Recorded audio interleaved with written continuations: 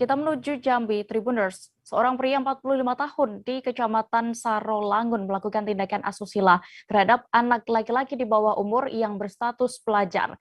Korban berusia 15 tahun dibujuk dengan sejumlah uang untuk melakukan tindakan yang tak wajar tersebut.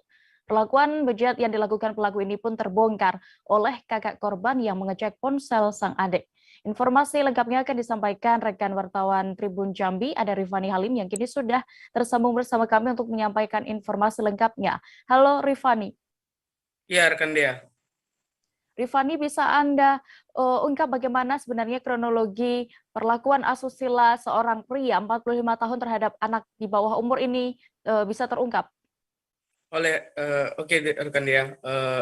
Perlakuan asusila yang dilakukan oleh tersangka Z 45 tahun terhadap pelajar 15 tahun ini terbongkar setelah kakak dari korban tersebut mengetahui ini dari sosial media atau messenger dari kepemilikan adiknya tersebut. Nah, setelah diketahui oleh kakak dari korban tersebut, kakak korban tersebut langsung mendatangi tersangka atau pelaku dan tak lama kemudian diamankan oleh kepolisian. Gitu dia. Ya, sempat didatangi oleh keluarga korban ya berarti ya pelaku ini. Apakah pelaku juga sempat menjadi amukan warga sekitar atau bagaimana? Lah, iya, oke, rekan dia. Nah, dari waktu kejadian tersebut, kakak korban mendatangi tersangka bersama beberapa tetangga yang lainnya.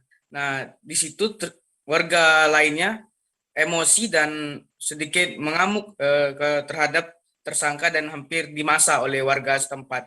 Beruntung sebagian warga lainnya juga menghalau dan melaporkan ke pihak polisian. Ya, Gitu deh. lalu Rifani, berdasarkan informasi yang Anda dapatkan, apakah ada korban lain yang menjadi korban pencabulan atau tindakan asusila oleh pelaku ini?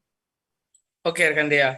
Menurut keterangan dari Kasat Reskrim Polres Sarolangun, menurut dari penyelidikan pihaknya, mengatakan bahwa ada korban-korban lainnya. Namun kepada korban yang kemarin pada saat tertangkap tersebut, itu baru satu kali terjadi. Sedangkan korban lainnya lebih dari satu orang dan berkali-kali sudah dilakukan hal yang tidak senonoh tersebut ya.